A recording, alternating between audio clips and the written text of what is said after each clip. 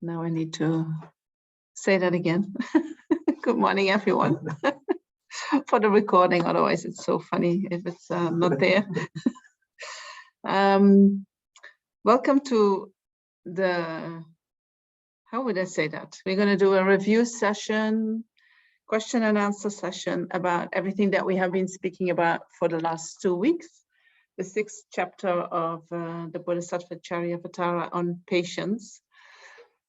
I'm going to give you a small summary, what I can remember that we have been speaking about, and then you can ask any question that you would like to ask.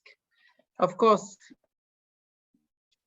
if it is related to the 6th chapter, that would be good. But if there are other questions that are coming up that are related to this, you can also ask that. Right or not? Yes, I hear a yes. So maybe we do a small meditation together. Just to settle the mind, to focus the mind, and to set up our motivation.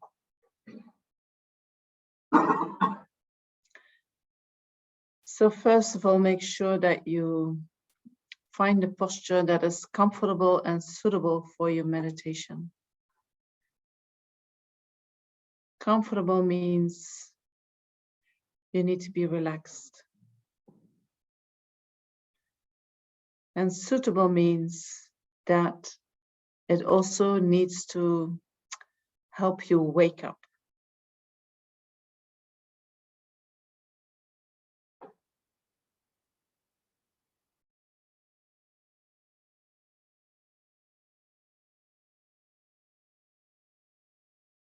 And so if you sit, whether that is on the cushion or on the chair, make sure that your back is straight. And at the same time, relaxed.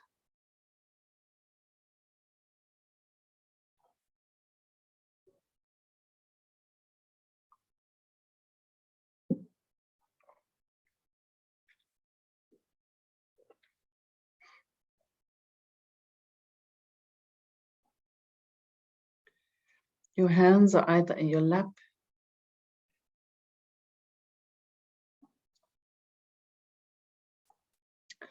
or in the meditation posture, the right hand on top of the left with the thumbs slightly touching each other. Or if it is more comfortable for you, you can also just let them rest on your thighs.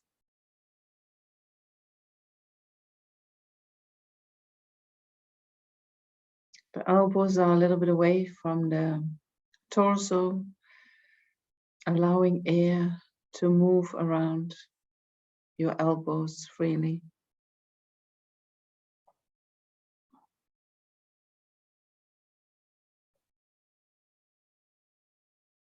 Your head is bowed forward a little bit.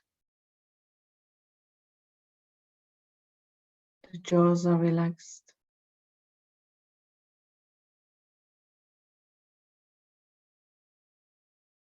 The tongue is touching the palate just behind the teeth.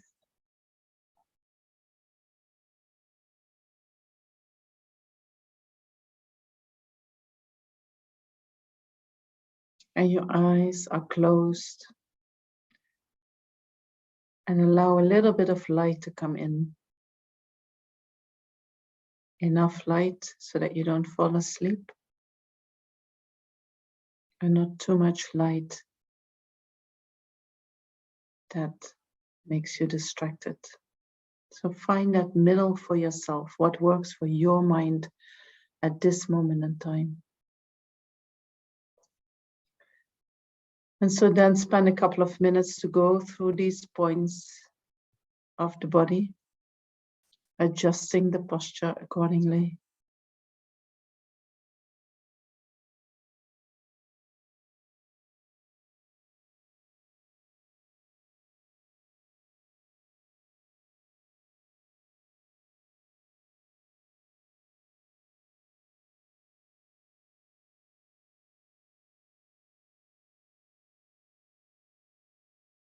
And in particular, pay attention to the feelings of tension in the body, where you are holding. And when you notice that, go to that spot and try to release any unnecessary tension.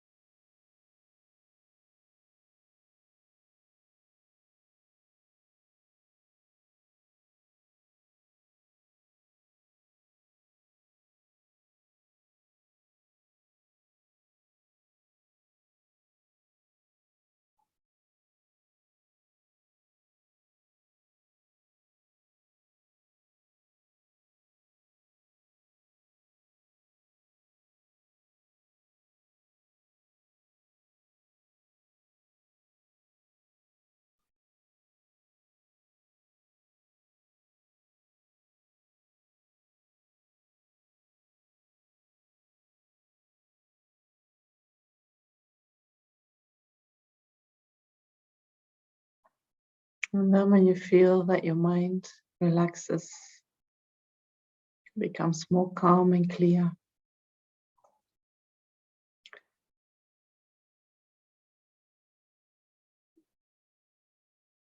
and can stay more with the body, you can move your attention to your breath, focusing on your breath by either observing the rising and falling of your abdomen, or by observing the sensations at your nostrils.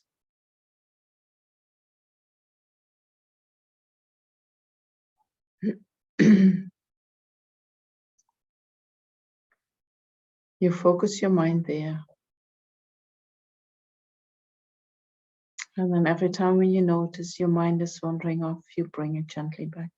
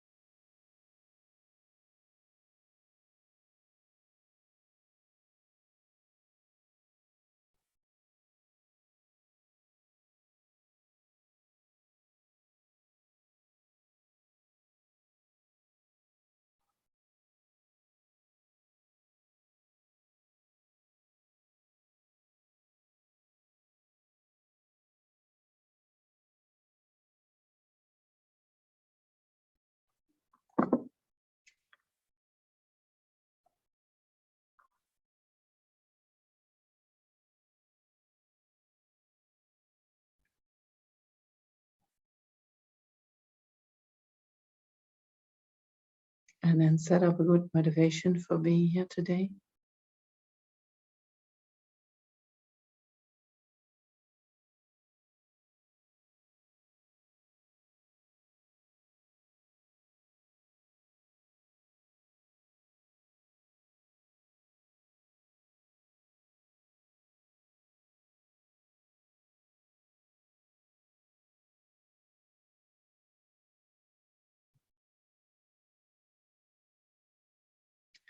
And the reason why we are here is because we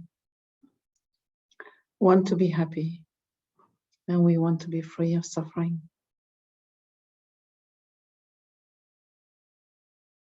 Everything we are doing in life is done with that motivation.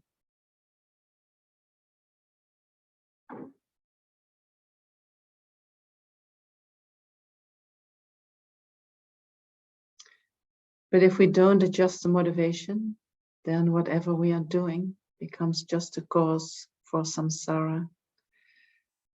Because the way we are looking for happiness and freedom of suffering at the moment is by following our attachment, following the pleasures with our attachment, and following the displeasures with aversion.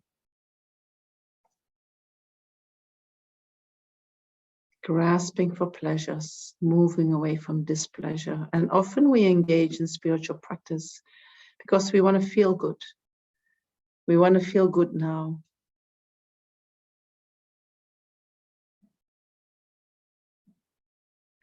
And although there is nothing wrong with wanting to feel good now,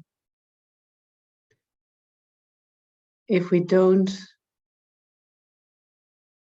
conjoin our motivation with the wisdom mind, wanting to feel good now, and the actions that we undertake in order to get to that good feeling often lead to suffering.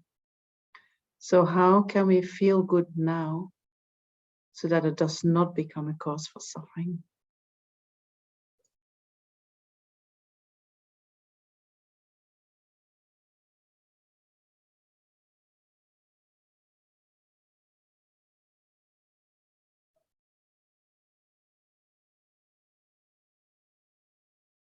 So one way is to focus our mind beyond this life.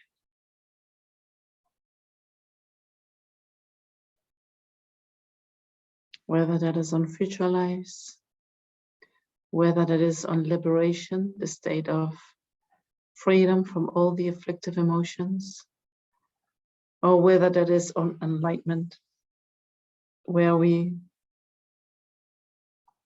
achieve a state in which we have developed our full potential of wisdom and compassion.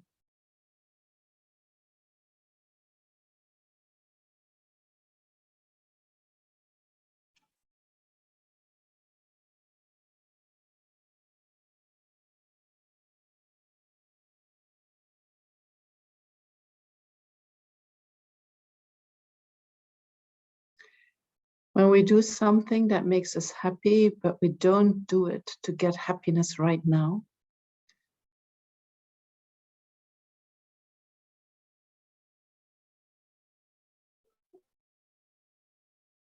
most likely our action won't contribute to getting more caught up in samsara.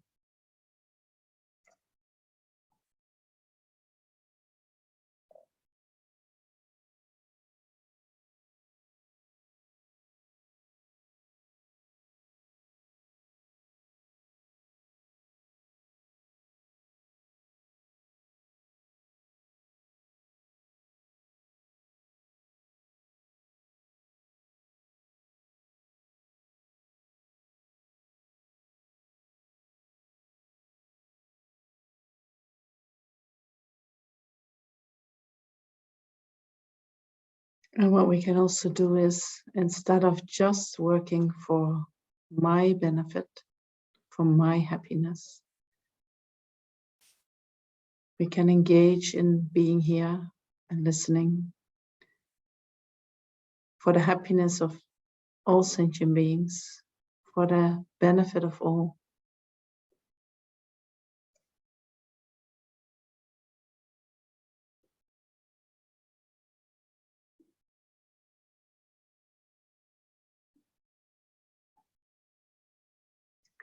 And so we might not really know how that works, that we are listening to teachings and that it has benefit to others. But what if it does?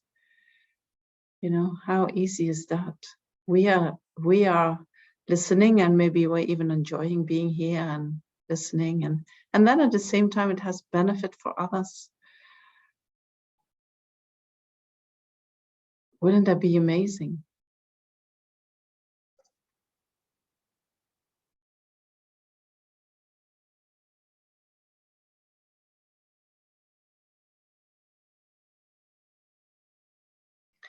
And so when we are striving for the happiness of something that is beyond this life, whether that is future lifetimes, liberation of or enlightenment, the happiness of this life somehow comes by itself, is included in that. And when we strive for the happiness of all sentient beings, our happiness is included in that.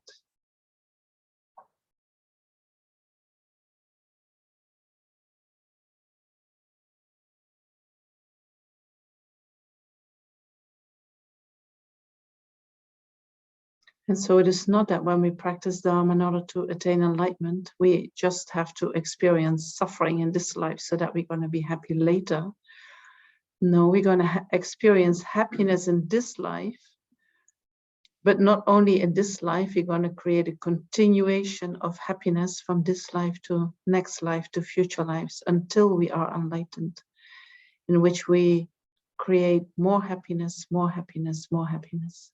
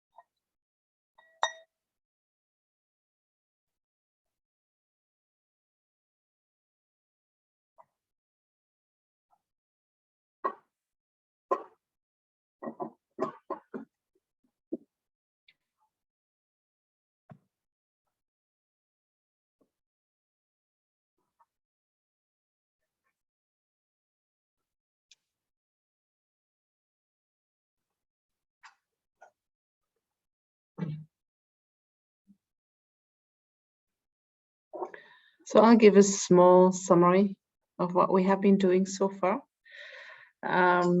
We didn't get that far in the chapter, right? Maybe 18, 19 verses. But I think we did the first 2 sessions an introduction in order to get a real understanding of what are we actually talking about. We can say, be patient, but what are we talking about when we talk about patience? If we don't know it exactly, we don't have an understanding what we are trying to train the mind in, it becomes very difficult. So what is patience? We said patience is the mind that is undisturbed by harm. Undisturbed by harm or by suffering. So when we experience hardships, when we get something that we don't want, somebody bashes us up, or when we don't get what we want, the mind gets very disturbed, right? That disturbance is a lack of patience. If we would be patient, then even when we receive harm, or even when we go through hardships, or even when we don't get what we want, or we get something that we don't want, the mind can stay firm, stable, without any disturbance. And so why do we want to develop that patience? Because unpleasant feelings are part of life. We have a life in which we experience both pleasant feelings and unpleasant feelings. And we like the pleasant feelings and we don't like the unpleasant feelings. And so what we try to do in life is we try to accumulate more and more pleasant feelings and engage in actions that we just have the pleasant feelings. And when the unpleasant feelings come, we do everything not to feel them and to get away from them. by doing that, we create so much suffering for ourselves and so much disconnection from reality. And then we realize, I'm suffering, I'm not happy, what shall I do? You know, and often we get advice that you have to follow more your feelings and have less of what you don't like. And you might just continue the same cycle. Sometimes you maybe, you know, sometimes you hear that people say, when I follow this method, you know, and in the beginning, I was doing pretty good. And then suddenly it faded away again. Then we have to come up with something new, you know, learn a new technique. Oh yeah, this gives me also some pleasant feelings, and then it disappears again. And so the reason why we keep repeating this is because we do not really see what is motivating us. And we keep using the same motivation, which is that we, when pleasant feelings arise, we follow them with attachment. And when unpleasant feelings arise, they are followed by aversion. And we keep working from that mechanism that automatically arises in the mind. And that mechanism is actually the reason why we keep experiencing suffering and why we cannot find the happiness that we are looking for. So then we spoke about what happens in the mind when it becomes disturbed, you know, and we know that we become very dysfunctional, right? We can't think anymore. We can't concentrate anymore. We become maybe judgmental. Maybe we're going to engage in non-virtuous actions or actions that we prefer not to engage in if our mind is sane. We become a bit insane, no? When the mind is really disturbed, we can get insane. Sometimes we can just start screaming like, ah. And so we can be disturbed, and the disturbance can be from having an aversion, I just don't like it, from being upset to being irritated, to being annoyed, to being angry, or to being hateful and experiencing rage. You know, this is a whole range of emotions, of reactions that we can have, independent upon unpleasant feelings. And so when unpleasant feelings arise, this aversion that we have and the anger that we have, they appear to us as a protector. They appear to us as if they're going to help us to separate from that suffering. When the suffering is caused by, you know, something externally, anger appears as something that is going to help us to separate from that external thing, right? Then we think, then I'm going to be happy again. But if we really look into that, you know, something happens to us, it already has happened, and then the anger arises in order to stop that suffering. But the suffering already has occurred. The pain already has occurred. And so anger is actually just too late, right? It's too late.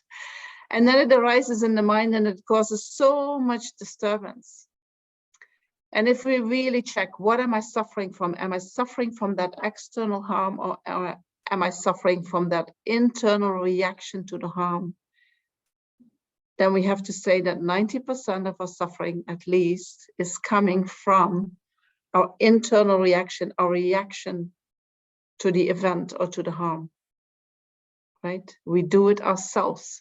So what arises, what appears to be as our protector, is actually the one that is causing most harm to us, right? It is our own anger that is causing the harm. It is our own lack of patience that is causing the harm. True? Can you see that?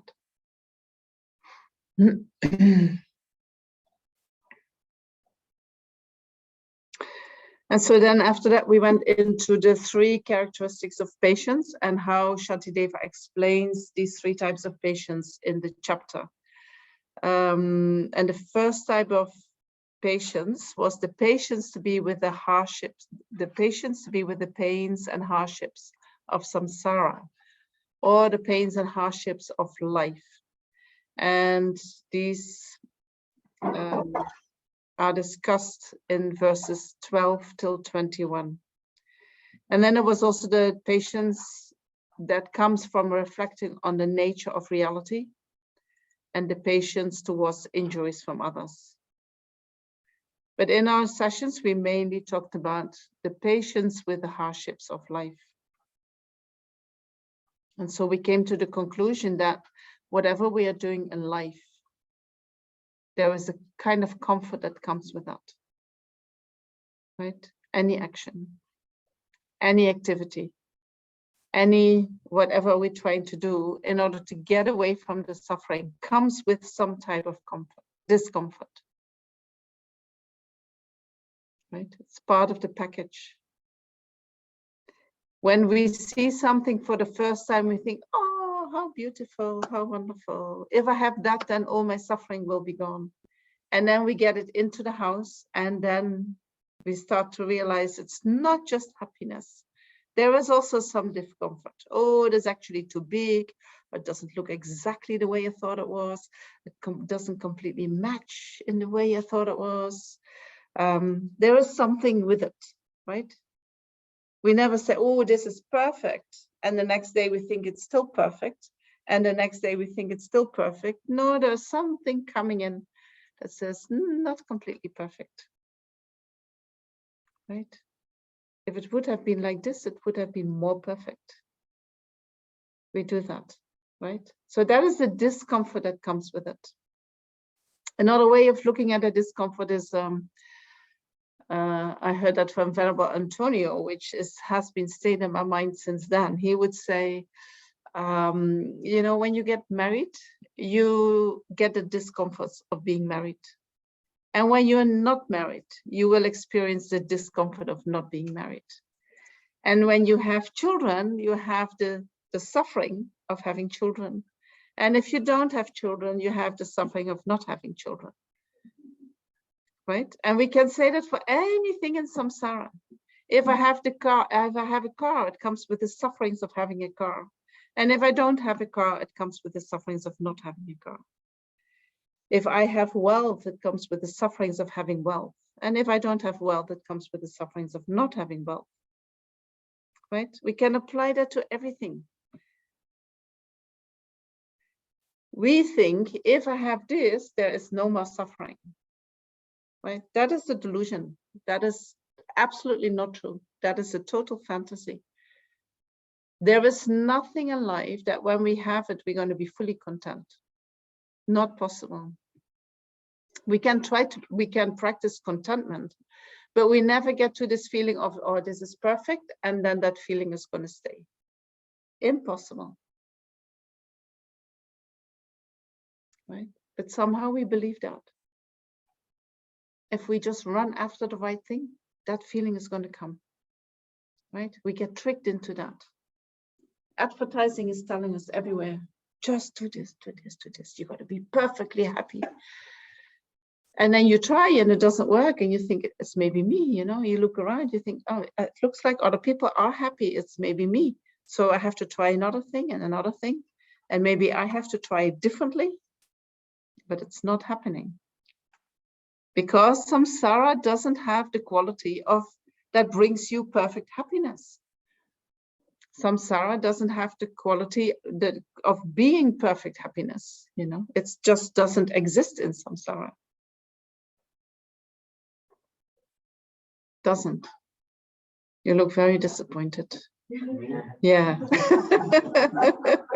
Am I shredding some kind of dream?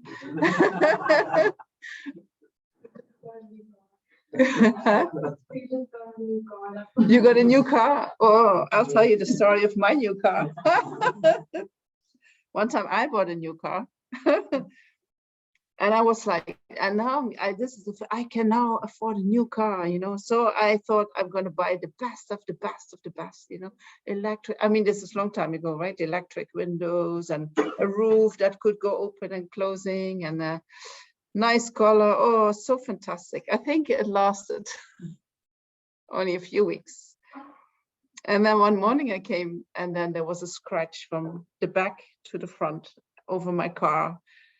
And I was like, my car, you know, how is that? I was like, how? But the last time I saw it was no scratch, you know, and I tried to, with my eyes, to undo the scratch. No, there was no scratch. There cannot be a scratch. But there was a scratch. Huge attachment, huge attachment. There was a scratch, but also this belief that my car, how is it possible my car has a scratch? You know, cannot be like that.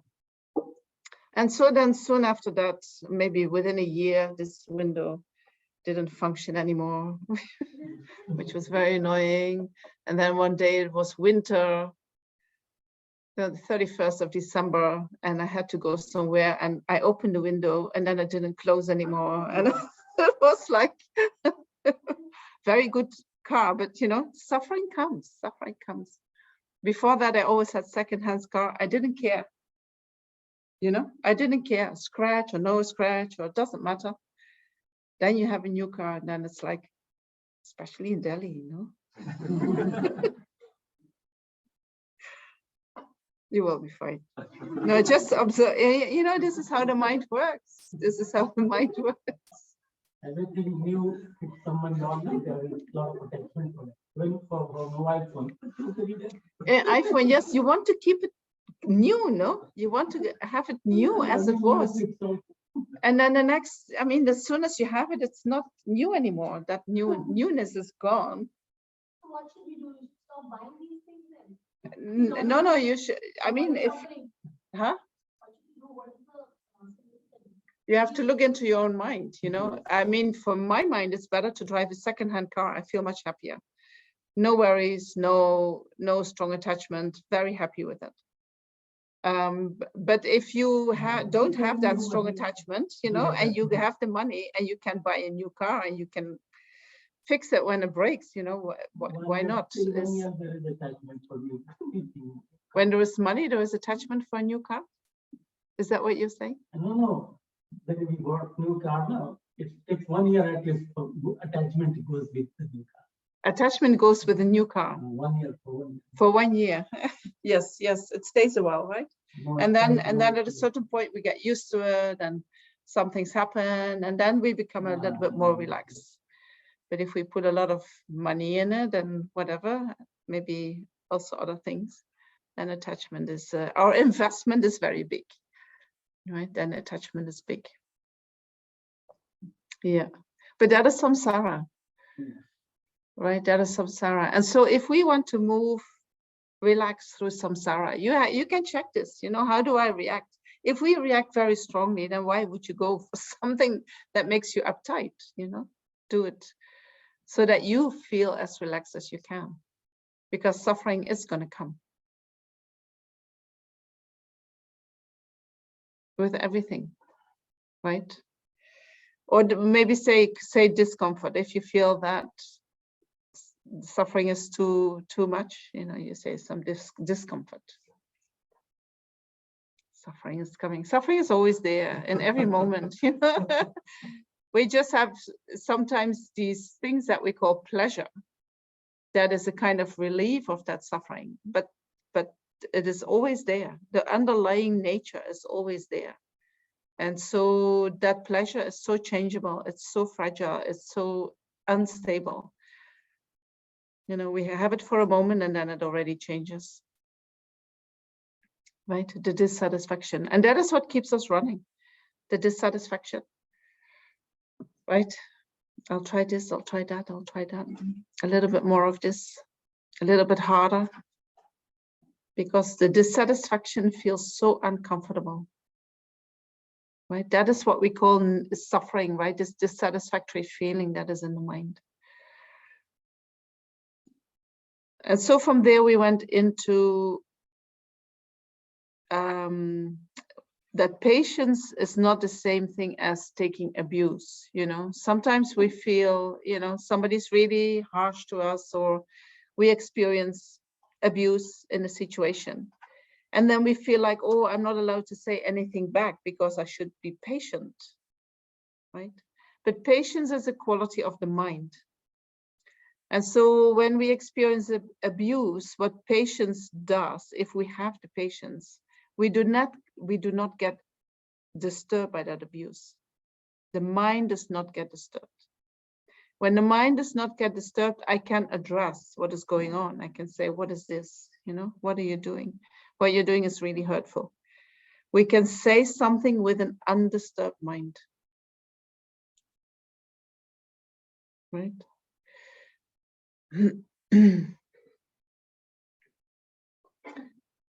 So when we take abuse and we haven't trained our mind properly, that means that our mind will get very disturbed. When the mind gets very disturbed, that is also not the place to start practicing patience, you know. So you go to someone and you complain about your situation and you say, you know, this person is abusing me and I get so upset and so this and so that. And you then get the advice, you should practice patience, right? I think that's a bad advice in that place.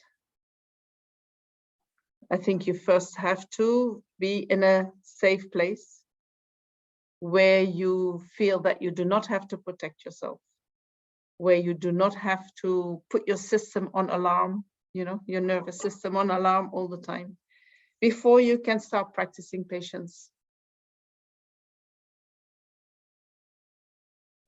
Right? So practicing patience is not the same as taking abuse. Practicing patience happens in the mind, and we do that in these occasions where we see that the mind gets very disturbed. Where do we practice? Not in the situation where we get disturbed. As soon as the mind is disturbed, it's too late to practice patience. We need to practice when the mind is undisturbed. And then we, for instance, we sit on our cushion and we think about a situation. We imagine that something is happening. Or maybe we think about something that already has happened where we got very disturbed. And we rethink the situation in the sense of how can I look at it in a different way? How can I apply the advice that Shantideva is giving me? What can I do with my mind so that I don't have to go in that disturbance, that my mind stays firm, right? So patience is not the same as taking abuse. And then we spoke a little bit about the 8 worldly dharmas. We spoke quite a lot about them. But you also have already been speaking with Kabir about that quite a lot, huh? Or not? A little bit. I think the 8 worldly dharmas, there is so much possibility for practice in there, you know, because it is our reactiveness to pleasure and to displeasure that is the cause for all our suffering. And so the better we can see how we do that and why we are reacting and to what we are reacting, you know, the better we can find solutions like, oh, I actually can see, you know, it's my attachment to praise that I react so strongly to criticism, right? Then maybe I work on my attachment to praise and I let that one go. Then if somebody criticizes me, it's not a problem. Right? Or maybe it's my attachment to wealth that I'm so upset when I don't have any money. I just say something, right? So then I can think if I have more money, I will be okay. This is what we normally do. I get disturbed because I have no money. So if I have more money, I will feel better. But actually it is my attachment to the money that disturbs my mind. And if I address that, then whether I have money or not have money, my mind will be undisturbed. Right? So when we look into the 8 worldly dharmas, there are 4 that are things that we do not like and 4 of things that we really like. And so the better we can let go of the things that we like, the less we get disturbed by the 4 things that we do not like. Right? And when we get less disturbed by the things that we like, and therefore less disturbed by the things that we don't like, the mind becomes more even. And then you can think, oh, but that is boring, right? When the mind is even, then I miss all the fluctuation under the influence of emotions that makes life so entertaining, and that gives drama to life. You know, we might miss that. But when I say the mind becomes more even, the mind becomes free of all the disturbances that we create in the mind. And when we do that, what actually happens is that whatever we're going to experience, we experience with more intensity, more vividness, you know. So our experiences will become much fuller and much more alive than when we are in this drama of I like and I don't like. Right? It's not that we become more boring or dull, or that life becomes dull, or there's nothing to experience. No, the experiences, they're going to be much better because we do not react so strongly to them. Right? We can feel them more when we don't react to the feelings. True. So patience is also good for that.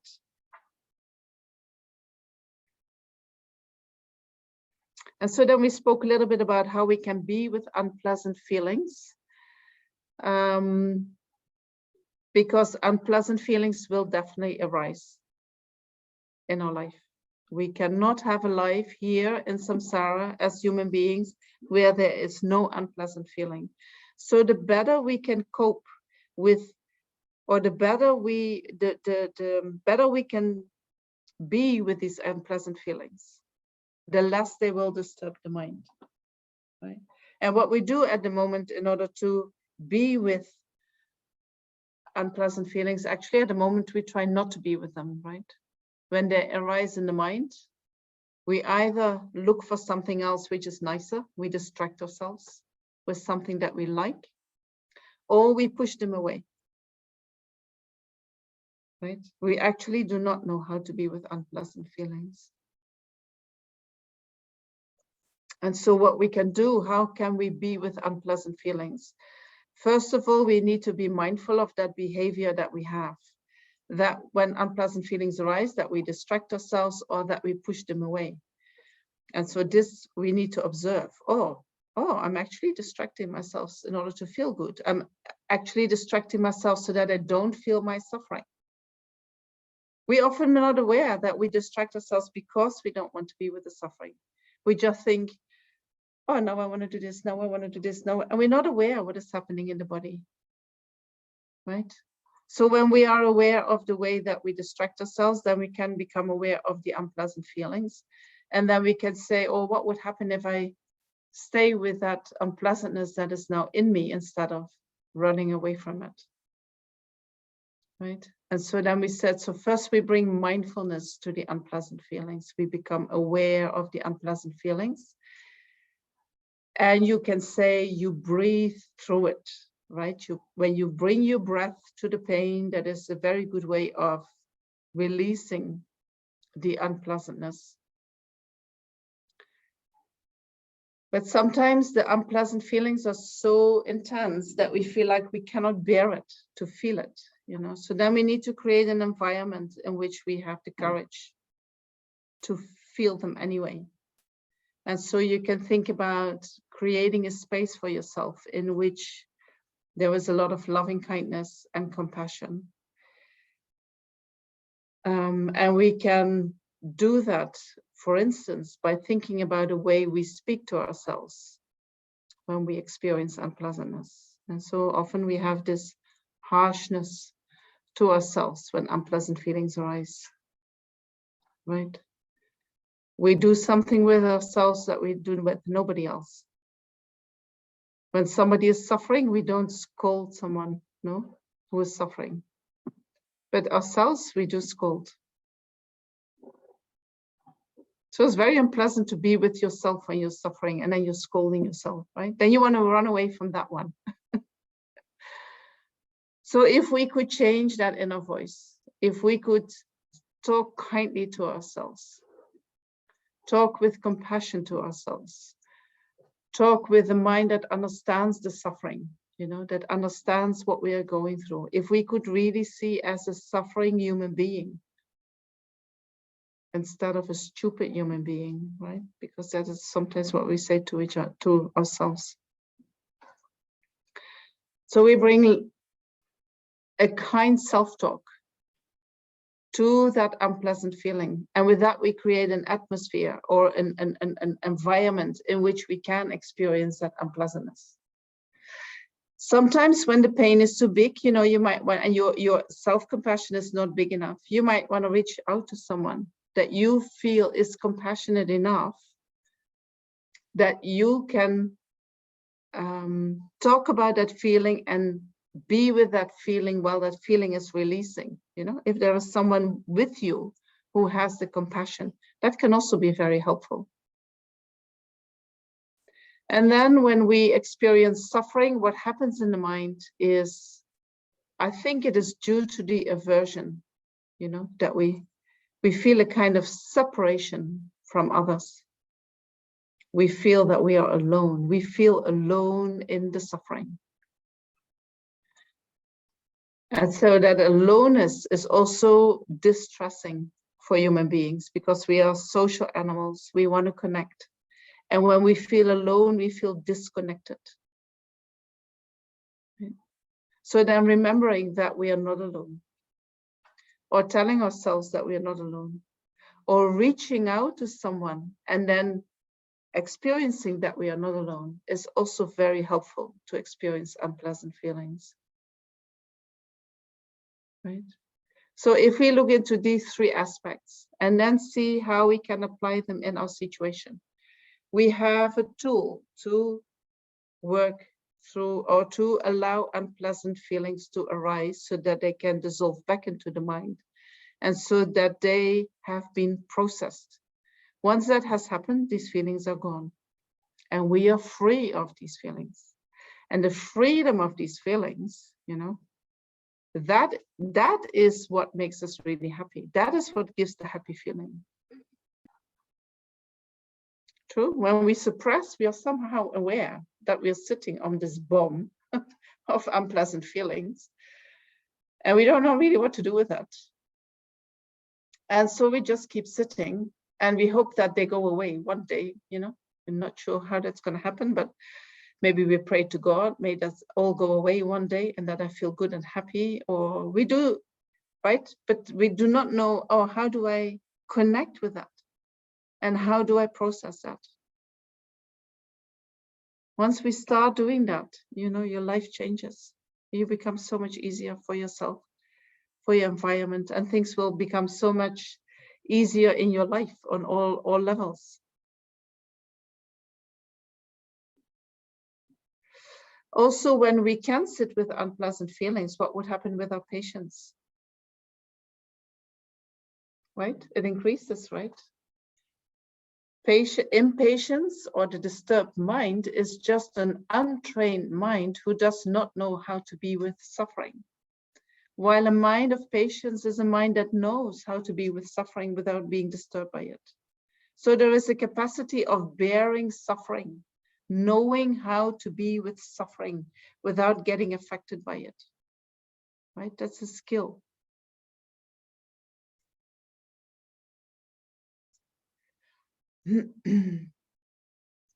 And so that in order to motivate ourselves more, you know, Shantideva talks about the advantages of patience so that we can generate a strong enthusiasm for developing that mind. And he talks about the disadvantages of anger. And in order to get to that place where we really want to feel the unpleasantness, we need to bring all these aspects in place. You know, it's not just one thing that we do. We do need to think about how would that be if we don't have a disturbed mind anymore? Because at the moment, our aversion appears so strongly as that's what is going to help us to relieve the suffering. And we need to see so well that it is not doing that before we can say, okay, now I'm going to do something different. Right? So we need to think about the advantages of training the mind, and we need to see the disadvantages of the disturbing emotions and especially anger.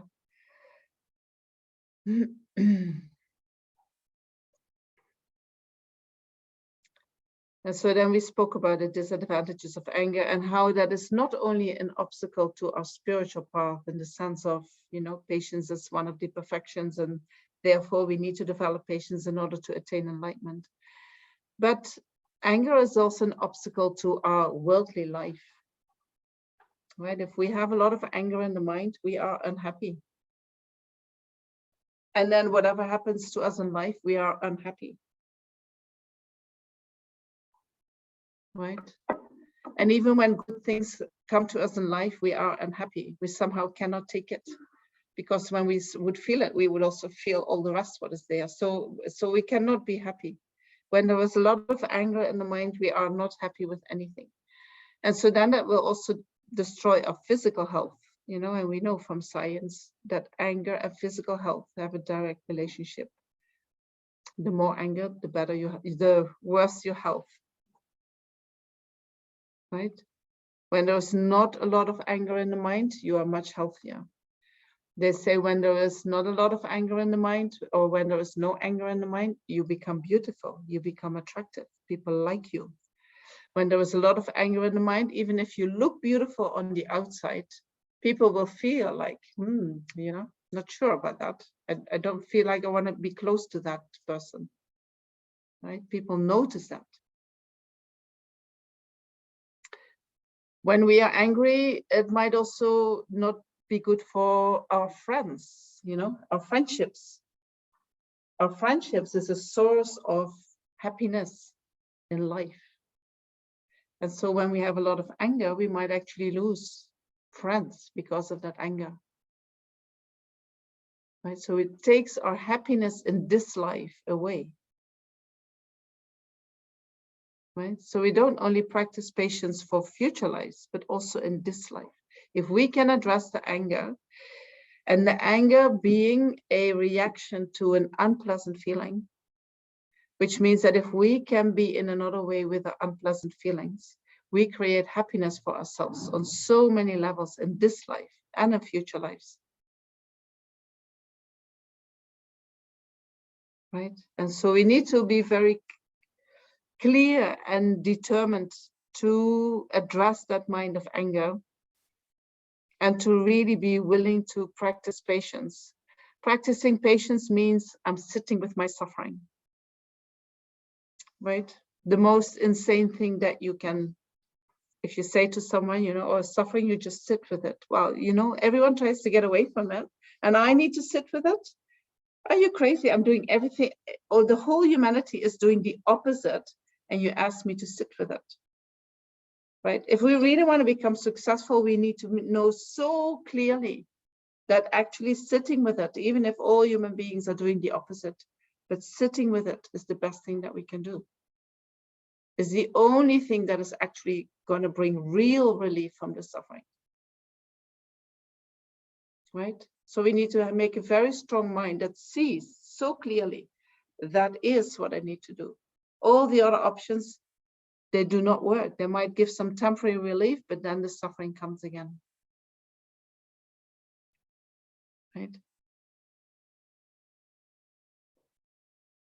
I just spoke with someone and we got to a point where she said, how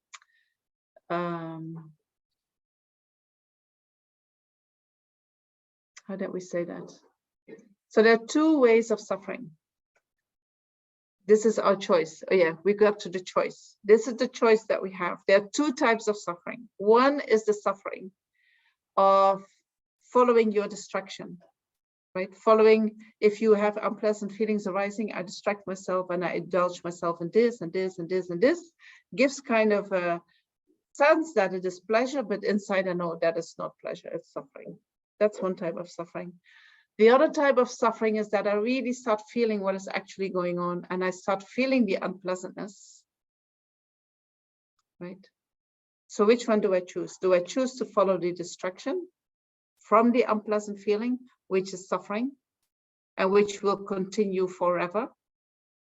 Or do I sit with the unpleasant feeling, digest the unpleasant feeling, and process the unpleasant feeling, which means that once that is done, the unpleasant feeling is gone. These two options we have. Both are suffering. One suffering is going deeper and deeper, digging your hole deeper and deeper in samsara. The other one is getting out of samsara. But both feel like suffering. One is a liberating suffering, one is a continuous suffering. Right? This is where we are. This is our choice. Which suffering do you want? Eventually less suffering. So which one brings you really less suffering? This one appears to be bringing you really less suffering. But if you check and you experience, you feel, no, it doesn't. The suffering just continues. This one appears to be the worst that you can do. But then when you check, this actually liberates you from the suffering. Right? Facing our biggest fears, being with our biggest pains, doing this work, that really liberates you. Because when you can do that, nothing is going to scare you, right? Right? So we have to become brave and try to and focus on all these things that we don't want to go there. And find a way that we do go there, knowing that actually the liberation of all of this is right there.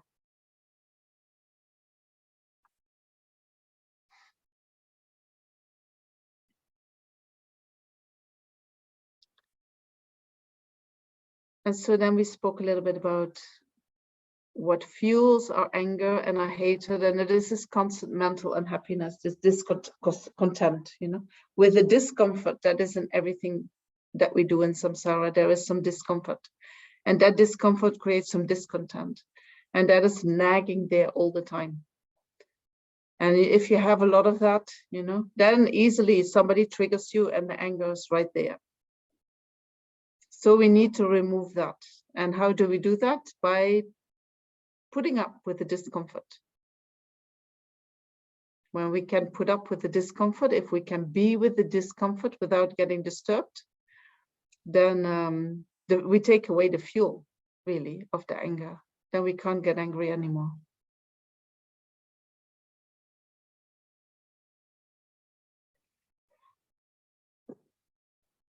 So, yes. What should we do if someone is physically attacking us or run away? Run away. Should we take his self-defense peaceful? If you can run. If you can run. If you are in a closed space, try to still run so that you don't have to hit back,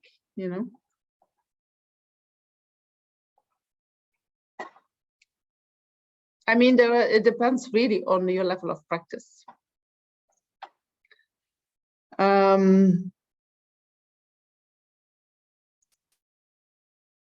So Shantideva says it like this, but you will get to that later. He says it like this: if somebody is there to punch you, that person is there because of your negative karma to be punched. You created negative karma in the past. And that negative karma left an imprint in your mind, and that imprint has the potential that you're going to get punched one day. And so when the causes and conditions for you come together to be punched, there will appear a puncher who will do the punching, right? And then your negative karma is finished. So if you can say, you can recognize the puncher as that, right? You say, thank you so much, negative karma finished. But normally when we get punched, we don't recognize the puncher as that person who is so kind to create a negative action from which he or she will experience the negative results, but they are so kind to help us to purify our karma. Right? So if I can see their kindness,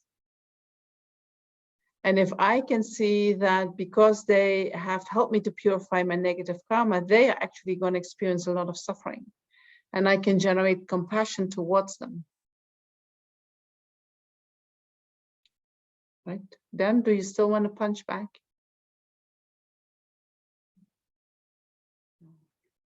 So then it's like you know, then you get some space to, if you really reflect at this.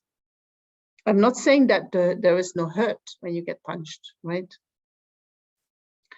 But when there is hurt, then immediately there is the wish to punch back.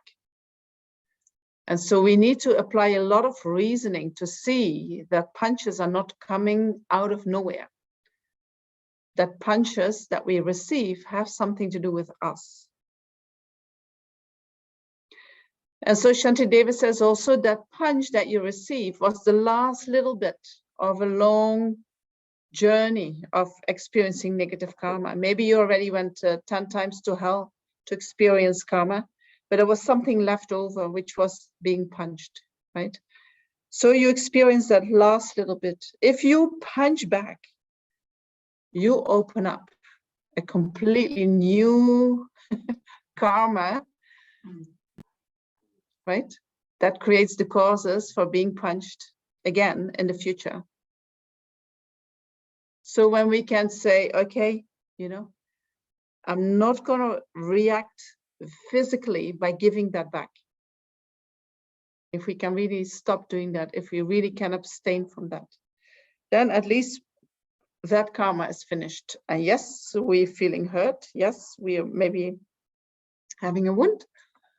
We heal physically. Then we try to sit with the pain. Maybe we feel humiliated. Maybe we feel embarrassed. Maybe we feel weak that we didn't punch back. Maybe we feel all these feelings are coming up. Very unpleasant. You sit with it. And then you keep contemplating karma. And then one day it will be, when you have done the sitting through it, it will be gone and you move on. And so anger appears to be the protector, right? Is it our duty or a karma to protect our loved ones or children, let's say? Yeah, and now we got it for ourselves, but what about our children, right? And then I'm going to say, no, it's okay for your children to punch somebody else. Huh? Or old parents, anybody who's dependent on us for the Anyone who's dependent upon us. Yes, I understand. You know, and these are very, very, so how often does it happen that someone comes to you to punch you? It's not necessarily whenever like somebody trying to rob you, let's say our old parents are living, and not necessarily, I mean, like or somebody is there, let's say you are on the road and you can see somebody's trying to fraud you, and it's not necessarily all the time that somebody is actually going to come and so how often does it happen that somebody comes to punch you? Because we have always this question, but it's not very often. Not very often, no? But, like, you always are concerned about your parents or your children. You want to protect them from, let's say, predators. Let's say small children. You want to protect them. Yes. And sometimes, you know, like if I talk about small girls, maybe there are always predators out there. You are trying to protect. Maybe you see somebody who's not behaving in a correct manner. So should you go out and how do you make sure that you don't create a negative karma or something like that? Where should we stop in a sense? Where should we stop? And where should we start? Because as I understand, it's also a duty. If we fail in our duty to protect those who are dependent, that itself creates a negative karma, or it doesn't? Well, if you're a dad and you're sitting at home and you're watching telly and your daughter is playing outside and you see that somebody is coming to harm her and you are like, I don't care shit, yes, that's negative karma, right? But you going out and punching that guy is also a kind of negative karma. So what we need to do is we need to become clever, right? We need to develop our wisdom mind to see, how do I protect skillfully? Anger is a very unskillful way of protecting. It is coming from a mind which is very short-term vision and a vision only for me, right? Anger does not see the big picture. The anger does not see the big picture of lifetimes. It does not see the picture of all sentient beings, right? So we want to address that emotional mind. Do you see that? So anger appears as that what protects us. And so then when we talk about transforming anger, then we feel like, oh, then I cannot protect myself anymore. No, I never said that, nor does the Buddha say that. But the first thing that we need to protect is to protect our own mind from the anger, right? That is the biggest enemy. That is what is attracting harm from outside to come to us. If you have a mind of perfect patience, there is no more enemy outside you. You don't perceive anyone outside as your enemy. Seeing someone as your enemy is coming from your mind of anger. It's not coming from the person itself. Right? So that is the first place where we practice. Then we have practical situations in which you want to protect your children, so then you have to be wise and attentive, but with a patient mind, right? Not a mind of anger. And if somebody touches your daughter, you know, and you feel like this is not appropriate, you take her away, right? And you might tell this guy, this is not what you're doing, you know, get out of here, never ever come back. But your mind is undisturbed. Can you see that? Okay, so these are two different things. When the mind is undisturbed, there can be much more compassion, there can be much more wisdom. And wisdom and compassion, they have all the tools that you need to protect yourself. But you protect yourself skillfully in a way that you're not creating huge negative karmas. Right? And if something happens, in the meantime, you know, you do what you do, right? You do things to the best of your capacity. But I don't think we have to expect that we're going to be delusion-free for a while. But we try our very best. Okay, does that help? Okay, good. Can I look into the chat? Oh, there are a few very long. Let me have a look. Good morning. So I'm going to read the questions in the chat. When we witness injustices around us, is it anger or patience that helps us to stand up to these injustices? I hope I just answered that while I was answering that question. Then there is a question, if someone we love is unfair or unpleasant to us, how do we deal with the situation? We can sit with an unpleasant feeling, but should we confront the person or express our emotions to the person? This confrontation itself causes suffering, and there is a dilemma. Yes. So this is always, you know, in relationships, this is always the point. We need to become skillful in relationships. So if I would analyze the sentence, if someone we love is unfair or unpleasant to us, and I could change that whole perspective of that sentence, right? If someone we love means I expect some benefit coming from that person, and that benefit that I expect to come is not coming. Actually, he's giving me something else, and that is very unpleasant for me. And then we say, you are unpleasant to me. No, the unpleasantness is in yourself with the expectation that someone is going to benefit you, and that benefit is not coming. Right? So you're attached to that benefit.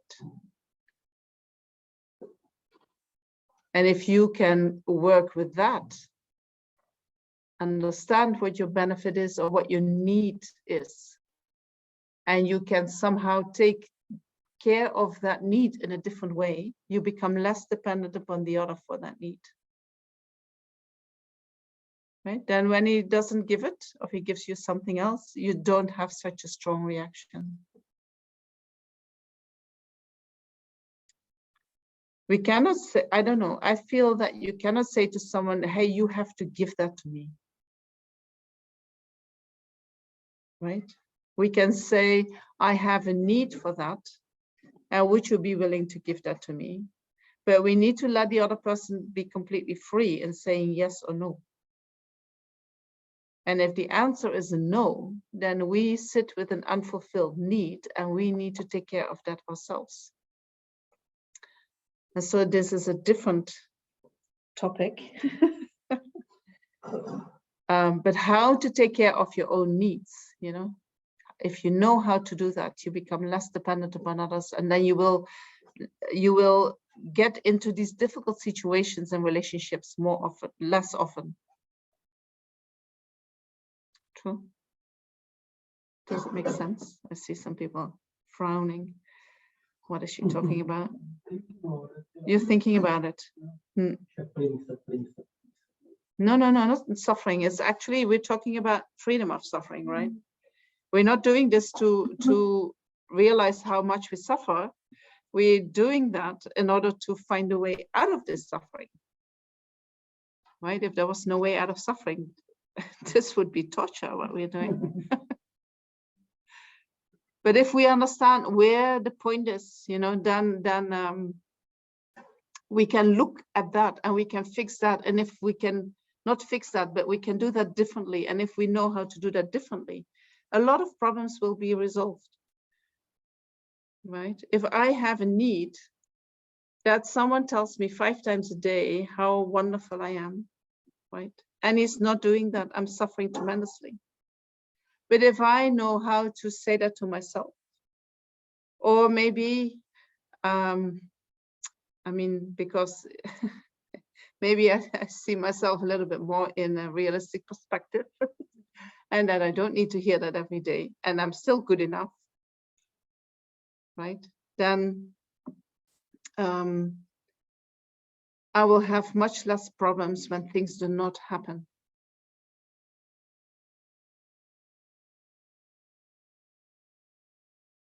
Right? Often we fight in relationships because the other person doesn't give us what we want.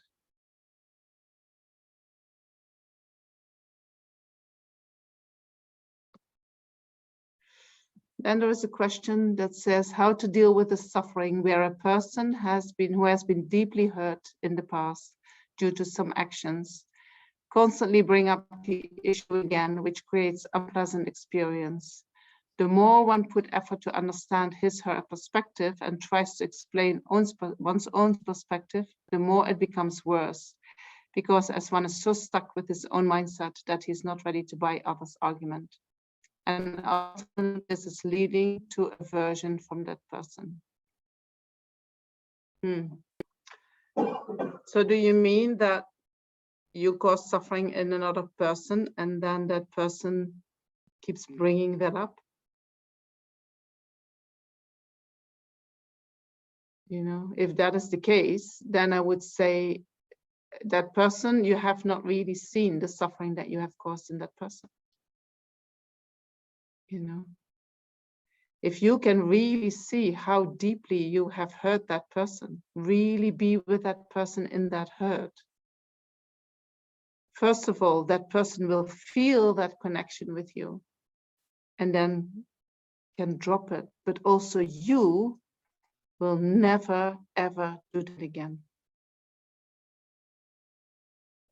And so if we, you know, we all hurt other people. So if we have hurt someone and we cannot really listen with a full heart to the hurt that the other person is experiencing, and that other person is telling us, and we're not really listening, and we think, oh, just get over it. Oh yeah, sorry, yeah, I did that, sorry.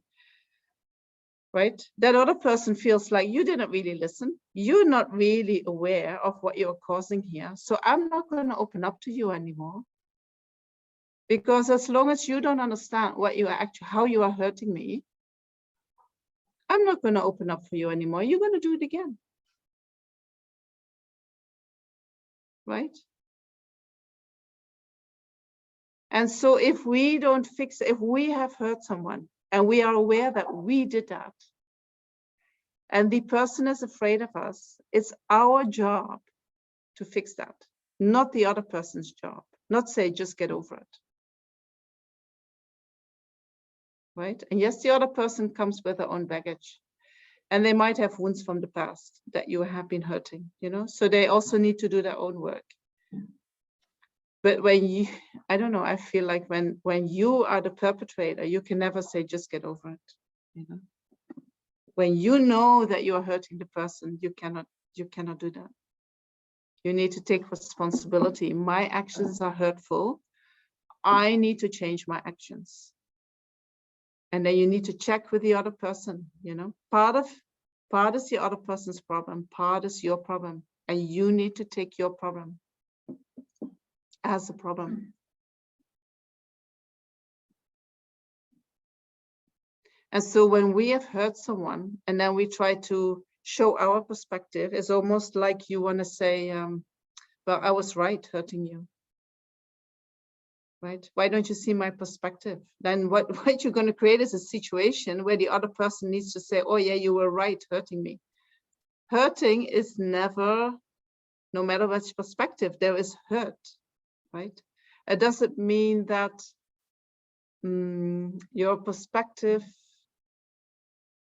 doesn't have any value or, you know, shouldn't have any attention, of course.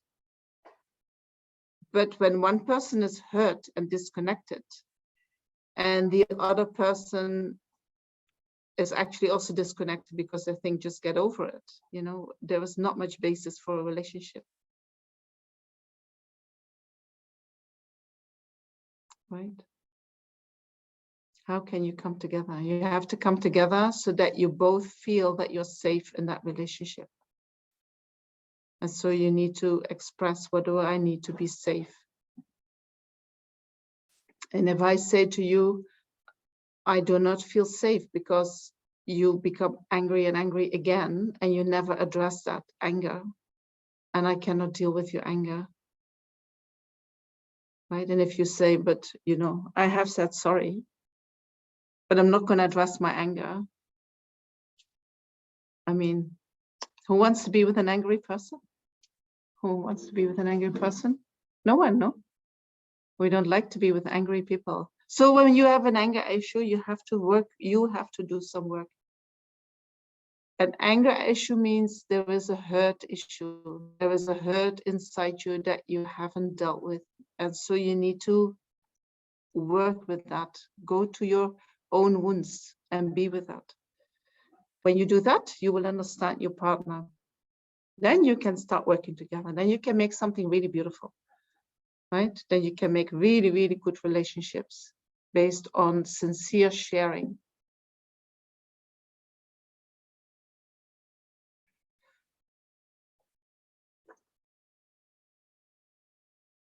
Okay, I'll go to the next question. Other questions here? Or shall I read it? Is it helpful if I just read the questions? You know, sometimes the answer also our own questions, huh? So if I have missed anything in answering your question, you please ask again. So Suzanne says, in my experience, people tend to escalate the negative things they do. And in my experience, only a strong response can stop that. Some people understand an angry response, but unfortunately nothing else. No reasoning or expressing emotions or describing the effects of their negative actions helps. Is it possible to use fake anger without getting entrapped and actually being angry? So that is say the good anger, huh? So His Holiness describes an anger in which the mind is not disturbed, but in which we address a situation of injustice.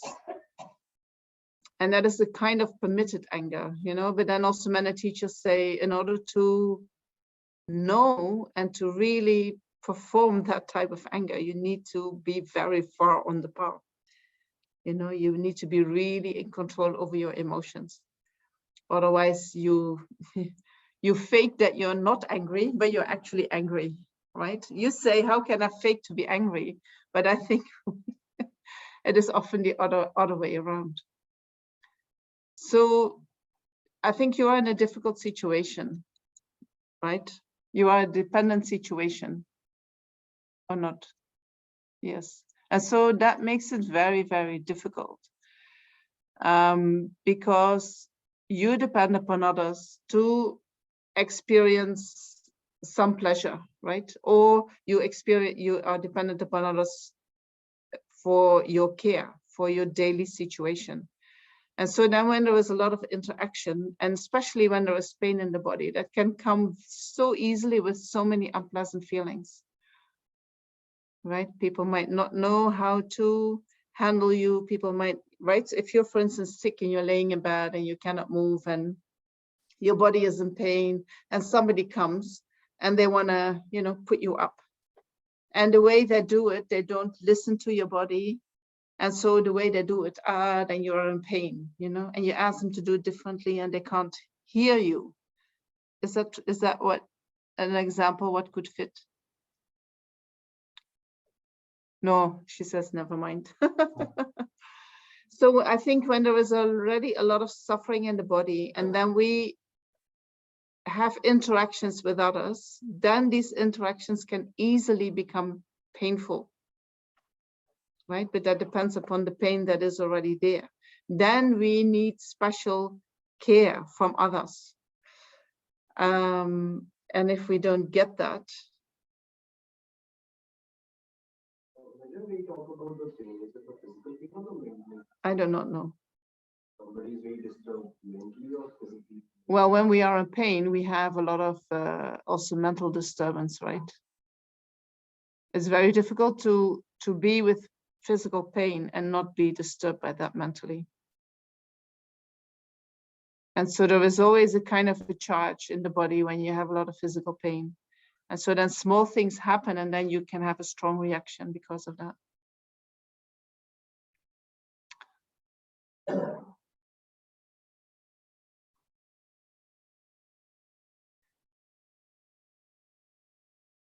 And so people escalate the negative things they do. I'm not sure what you mean with that.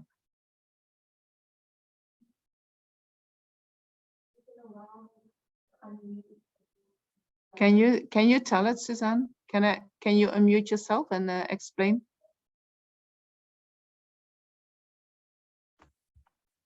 Yes, what I mean is when people do something, they indulge in their anger, do some angry actions. When they're not being stopped, when there's not a strong response, they will do it again. And the next time it will be a bit worse. Right. And again, when Can they're you not give me an example? Just someone, when someone expresses their anger, Yeah. when that has nothing to do with the situation, you know, just something nasty happened to them and they just transfer it to another person and just, right. you know, let it rip. Right. They talk about it, but then they actually give it to you. Yeah, yeah. Exactly. Yes. And so when there's not a clear boundary, yes, or it can't be stopped, then yes. the next time they will do it again and it will be worse. Because right. the last time was so successful and so planned for them. Right. How do we listen to angry people without getting that negative energy inside us? Yes, that would be, yeah. And also putting a clear boundary in the situation without actually being angry myself. Yes. That's the question. I understand. But how do we, I mean, it is not pleasant when we listen to someone who's really angry and he's just ventilating it, and we are sitting in that energy. Yes. And we absorb it and they go back and they go away and they say, oh, I feel so good now. Yes, exactly. And they have just offloaded their anger, yes, right? Exactly. Yeah. But then they have not really dealt with their issue. And so they will come again on that issue and they feel like, wow, that was so great. I go to Suzanne again and I'm going to offload with her and then I feel good again, right? How do you deal with that? Yes. Without being angry myself. Yeah, without being angry myself, without getting angry myself. That's without getting angry yourself, because but your anger is your way of setting your boundary, right? When you starting getting angry, that is actually your system saying this is enough. Exactly. I cannot take anything more, you know, and so your anger is saying enough. Yes. Right. I don't think your anger is saying something negative about the other person. It's just saying enough. It's your way of setting your boundary. But this so how anger, can you do that? Yeah, but this anger is hurting me.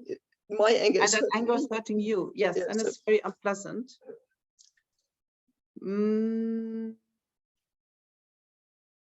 Is that hurting anger? How is it hurting you? because my mind is very disturbed by that. You know, because and Right. it lasts. The other person goes away, and their anger is gone. But my anger, it lingers, and because the situation occurs again, Right. it's triggered again and again. So Right. Right. So how long do you wait before you say stop? yeah, that's the thing. It's not a strong. I'm not very good at that. I'm sort of the person who tends to argue or to explain what I feel about it, and it doesn't have any effect. It doesn't come through. Yes. So the Yes. response, actually, my experience of the response has to come very quickly and very strongly. Otherwise, nothing happens. There's no effect at all. So is there a way that you could listen to that person? You know, if you say, I can listen to you under these circumstances, but not in the way that we are doing it now. What other circumstances that would help you? For instance, what helps me sometimes if I sit opposite to someone and they start offloading, especially when I'm having a meal, I get very sick, you know, then I say, I'll sit next to you, you know, then I don't feel it so physically. So I look for these kind of solutions, like maybe I can sit in a different way, maybe you can say beforehand, you could say very quickly, I hear that you are very angry. And for me, it is not easy to be in that energy. I don't know, you can take a break, but the more you can say, I feel like this and I find it really difficult, right? This can already be helpful for the other person to realize, oh, what I'm doing is actually affecting her. And I just want to tell her, but I don't want to affect her negatively. Yeah, I see the point you're making, and I think it would be helpful. I think in this case, it might not be, because this person, she doesn't actually care a lot about, you know, affecting others in this Right. He moment. doesn't care. It's really about unloading, and the unloading is so urgent that. Right, and then you have to see if you want to be available for that. Yes, and I don't want to be available. That's the point. I don't want to be available. So then you have to make sure that you don't even get to the conversation when you don't want to be available, right? How can you avoid knowing that it upsets you so much, you know? And how do you keep your patience? How do you protect your mind? By avoiding that contact. And say, I'm not in this situation that I can listen to you today. Mm-hmm. Okay. Something like that. Okay. You know, and people can get angry when you say that, but that's what you have to do, that for yourself. You don't do that to reject her, but you do that to take care of yourself. You can't deal with it, so you can't, you know, you can't let her do that. Yeah. Yes. That is okay to say. You can say that with loving kindness. I don't have the patience for you. I don't have the, you know, whatever. You don't have the skills to listen to her in a way that it is not damaging you. It is okay to say, I can't do this. I'm really sorry. It's too much for me. Yeah. She might not like it, but. No, I think it might provoke more anger. Yes, you're scared of that. Yes, because I tried a lot of things, and the only thing that really helped is getting angry myself, and right, and that actually helps, and that's the depressing thing for me. Yes, because probably that other person is used to thrive on that energy. Yes. Of anger, of emotion, but you do not want to thrive on that energy. You want to get away from that energy. So what you do is you surrender your own way of communicating to adjust yourself to the other person's way of communicating. Yes, and you go into the emotional way of communicating, because that is the only thing she understands. Yes, and that's the problem for me, because I don't want to, go. Exactly. And then sometimes, so she will not be able to get to your way of communicating. She can't do that. No, she can't. No. So then at a certain point you have to maybe come to the conclusion, I just have to stop this. the You relationship. know, or I can take it 5 minutes. I can take her 5 minutes once a month. Making limits like that, you know, how long can you bear her? This long, then you make it that long. Yes, But you don't open your whole door and say, oh yes, you know, you come in, because she will get you to her level of communicating, yes, and you don't want to go there. yes, that's the problem. Exactly. Yes. It just so limit contact as much as Limiting the needed. contact. Yes. Okay, All right. all I right. think. Thank you. Okay. You're welcome. Any questions here? Conversely, let's say I have mistreated someone, or I was angry on someone in the past. And Yeah. now I've understood that it was wrong on my part. Do I have to suffer the negative karma, or like can I do something? Like, is there any way? If you have done something wrong, if you created negativities, you know, we all have created negativities. Yes, please. Thank you. We all have been creating negativity since beginningless time. You know, we all took many lifetimes, different life forms, and we have created a lot of negativities, right? So we all have done wrong things. And if you look into more than this life, we have done all the bad things that you can imagine. Right? Do I have to do, I'm going to experience the negative result of that? Yes, you will. Recently, let's say, I mean, I understand that over the past, we talk about in the longer span of time, first, in the past births, what we have done with negative karma. Yeah. But let's say I have realized over the past 6 months or 1 year, 2 years, specific instances where I know now, I did not know then, but Yes. I know now that Yes. I did not behave in a right manner. I Yes. was not right to the people. I was angry or I was abused, whatever it was. And now I realize that. And I repent that, I feel guilty about it. Yes. So that is that feeling of guilt itself will remove the negative karma? Do I have to apologize to that person if at all that's possible? I mean, how do I? So your recognition that you have been engaging in negative actions, you know, that is the first good thing. Oh, I realize that is negative. So all the karma that you have created before, they're all negative karmas. Right? You have collected these negative karmas. Now you realize that is negative karma. I should stop doing that, right? So realizing that it is negative karma gives us often the insight and the power to say, I don't want to do this anymore. So that is also very good. You stop doing it. So you're going to develop a new habit of not reacting in that way. Yeah, right? Yeah, I hear what you're saying. I'm just explaining you what you need to do in your mind, right? Whatever wrong I have done, even if I become good now, I don't repeat, but still will I have to. You are suffer for repeating that what I'm karma? saying, but that is okay. You know, I hear that you're saying a question, but I'm pointing you out where the good points are. And then I point you out where the negative points are. I started with actually saying you have created that negative karma.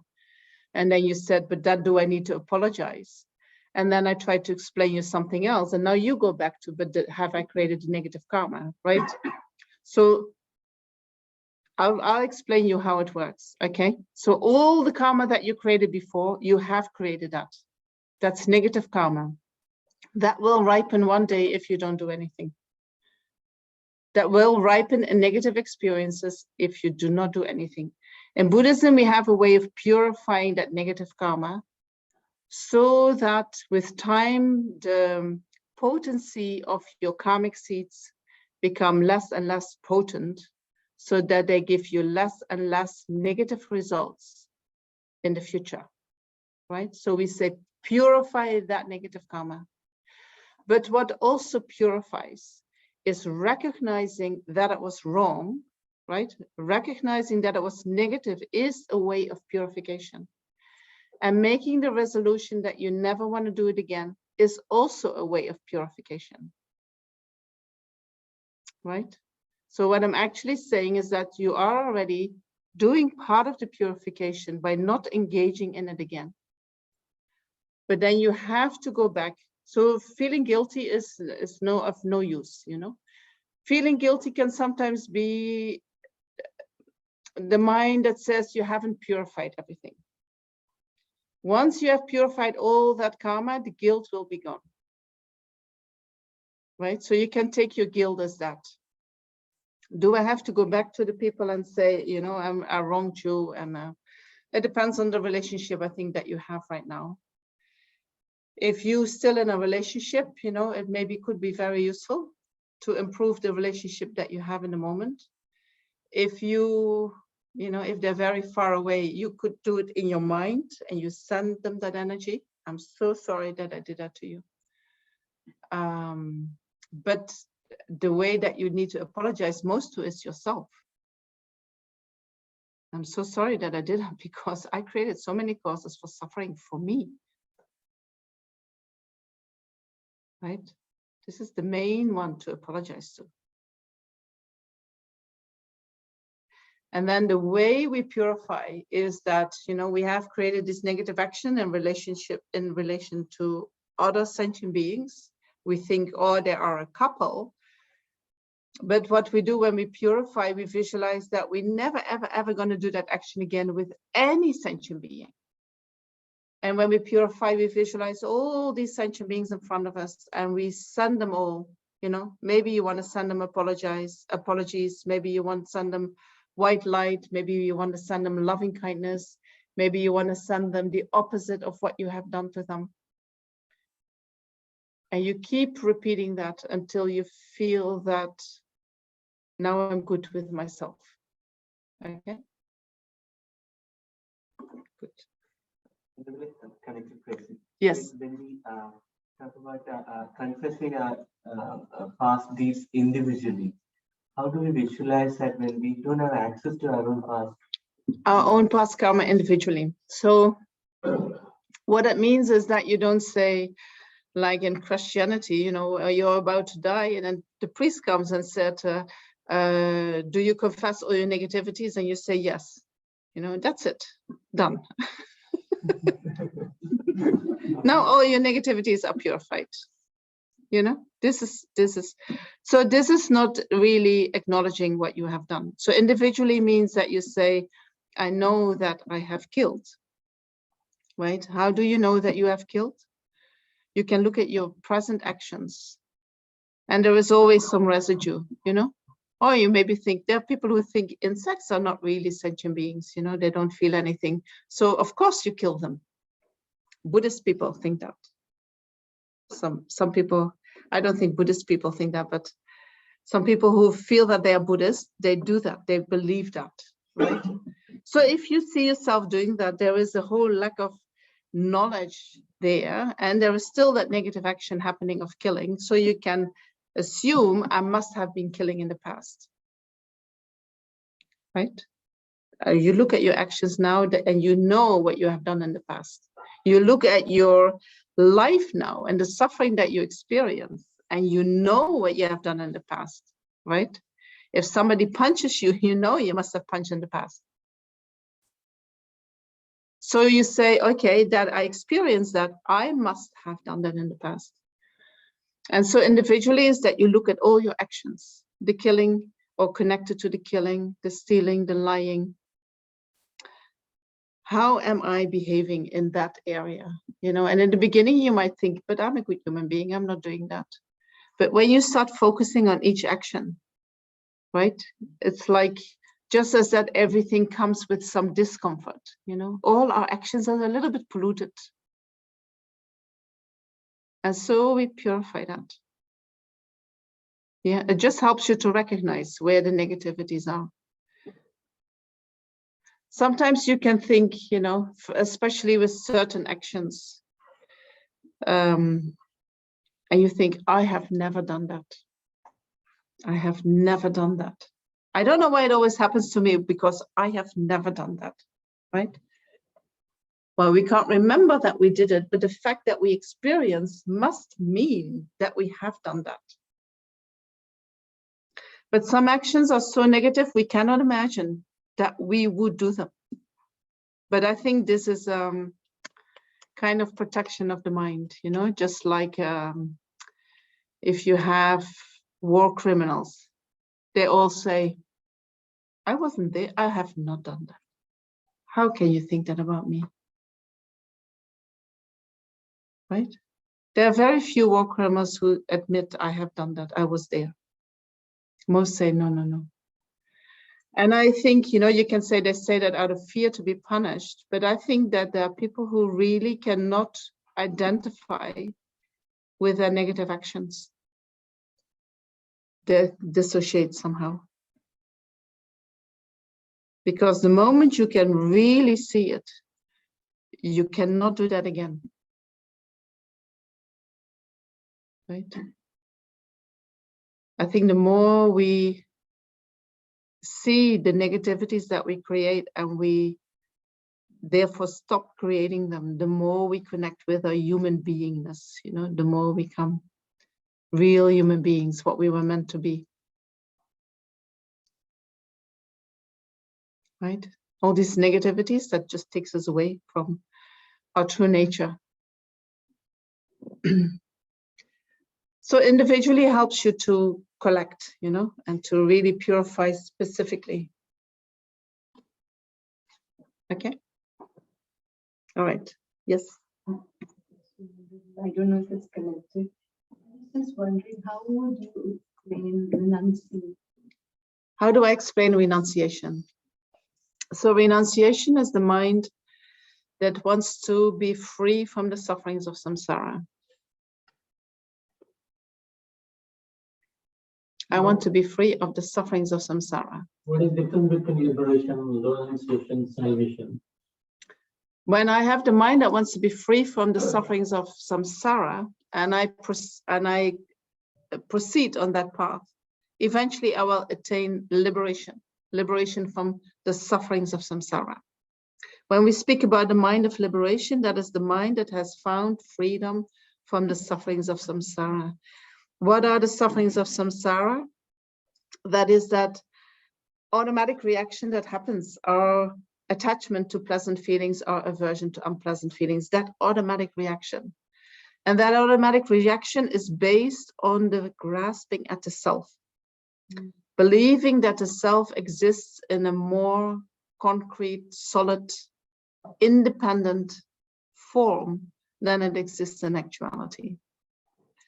And so when we realize that that self that we believe to exist, when we really realize that that doesn't exist at all, then the attachment and the aversion that arises in dependence on that is also gone.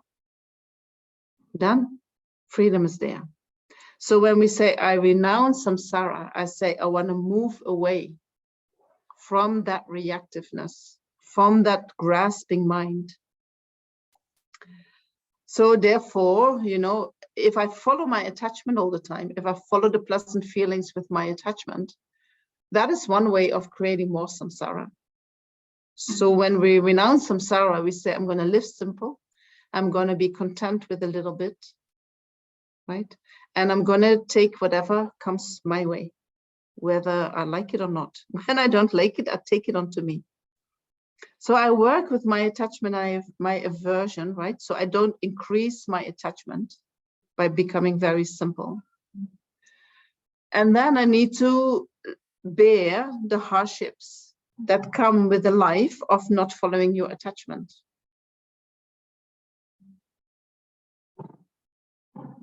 And then when I do that, I create a kind of clarity in the mind because there are not so many delusions in the mind.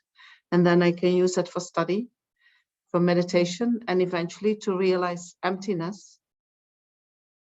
And when I realize that, then I'm free.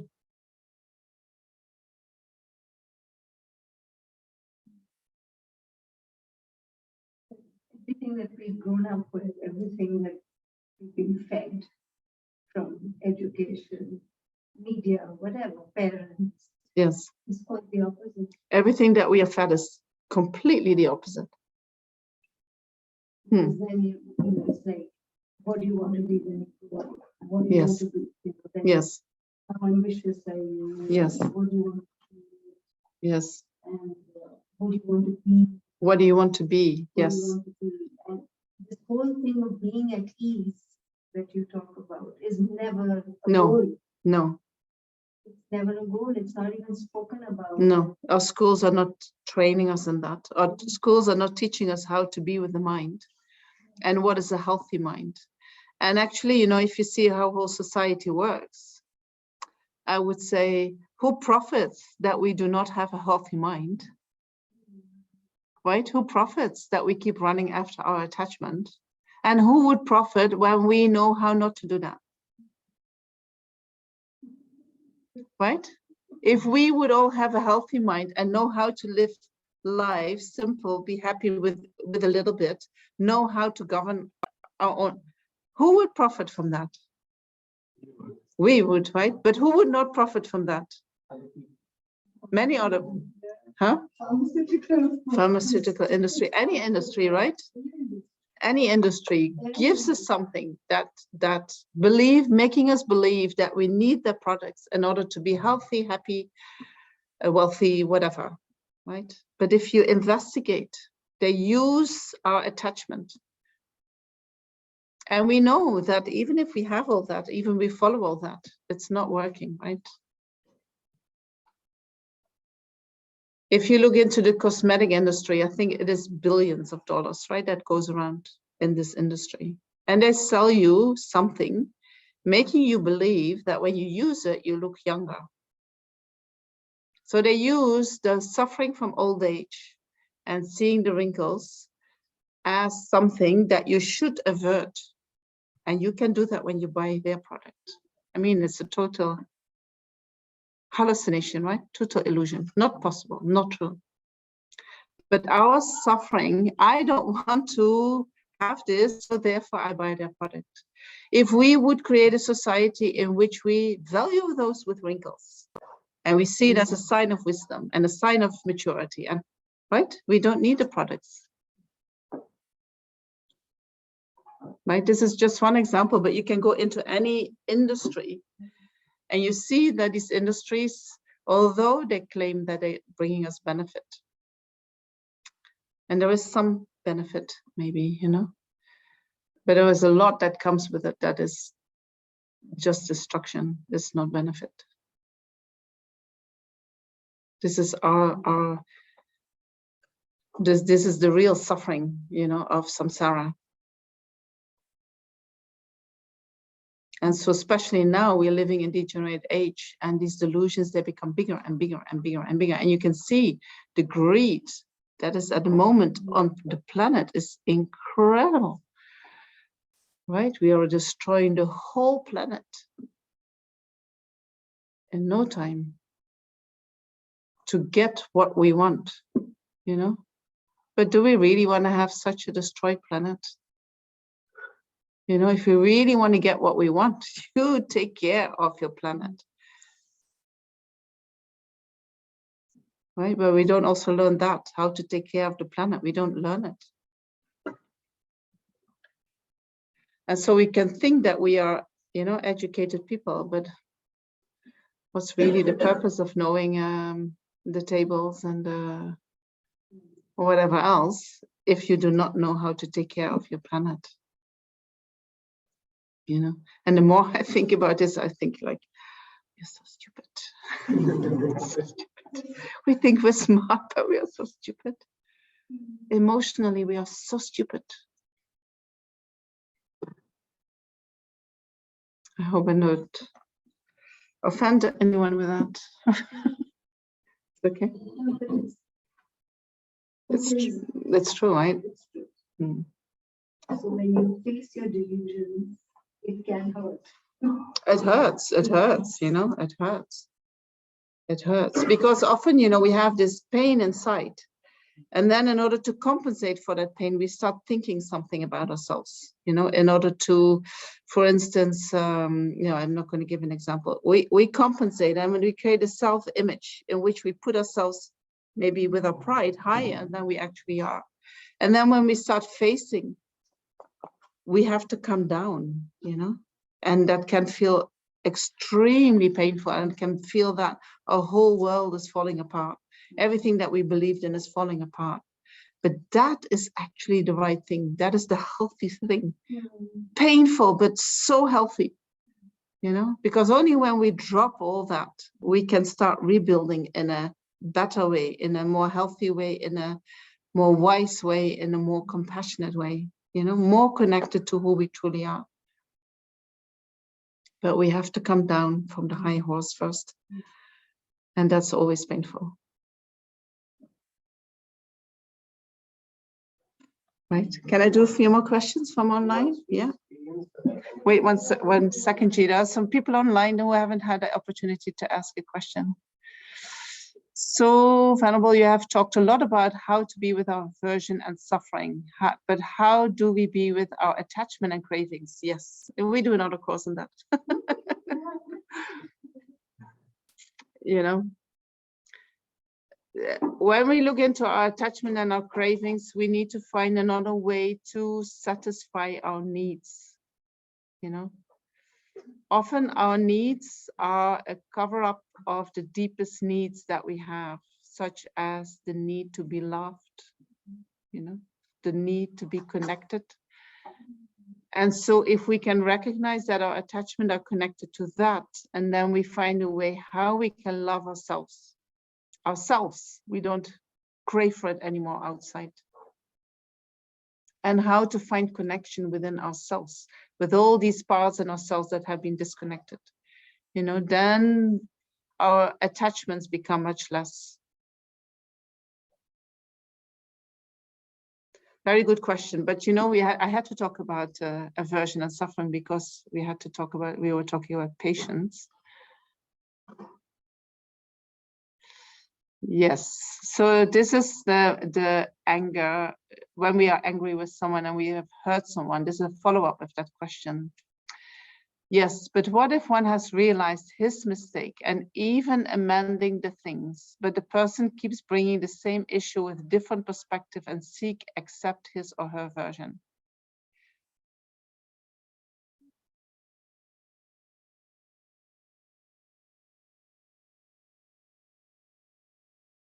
So then what do you do? So what would happen if you would really listen to that other perspective and accept that perspective for that person, right? If we have an argument, there are two perspectives. One is our perspective, one is the perspective of the others. And we think, especially when there is anger, we think I'm right, they are wrong. If they would just see what I see, then we are come together, then everything is fine. You know, but this is the mind of anger that thinks like that. If the mind of loving kindness is speaking, then the mind of loving kindness says, yes, I did do that, you know, and I was angry with you, and I'm so sorry, and I can see how deeply it has hurt you. And so I will make sure that I never ever gonna be angry like that at you. And I will do what I need to do to generate that mind. And then you're gonna see, okay, what is there? But from my perspective, you know, so I think maybe the issue that you are having, it's not about the issue, it's about the anger, right? You can talk about the issue, but you need to leave your anger at home. Your anger should not be in the issue, because otherwise you get two things happening at the same time. You become angry and you discuss the issue. And then when the anger is the problem, you feel that they don't understand the issue. But if you address your anger and you find a way to talk about the issue without your anger, you know, then you can really talk about the issue. And then you can look at the reasonings, and then you can look at the different perspectives, right? Then it is just an issue. Then it is that you can always find a way so that you're both happy with the issue. But when you bring anger to the table,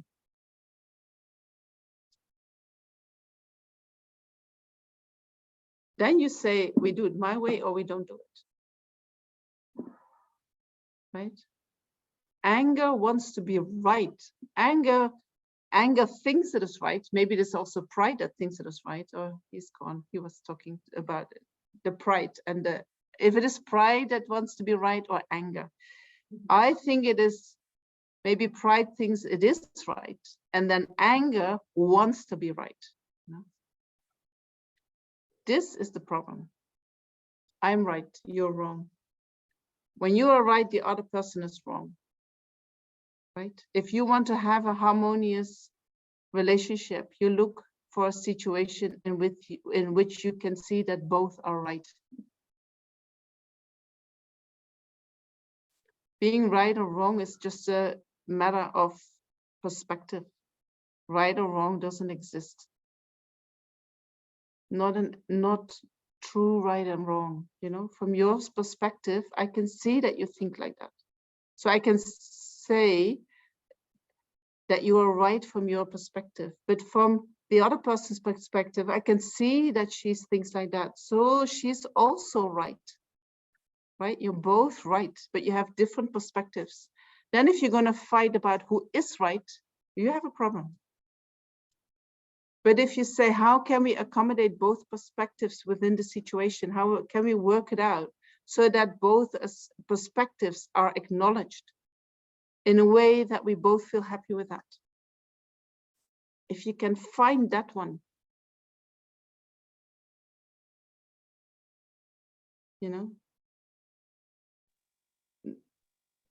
and sometimes that might take time, but I think if your relationship is worth it, it's worth trying it.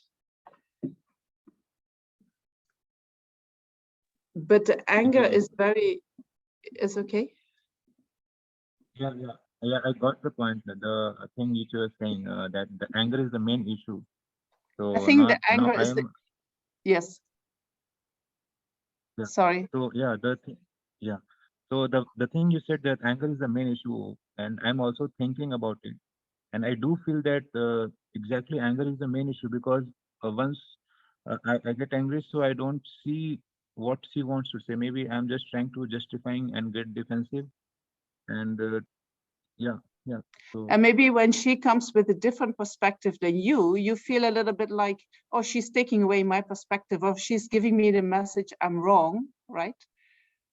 And then you become angry because you feel like, but I'm right, you know, I'm seeing it like this.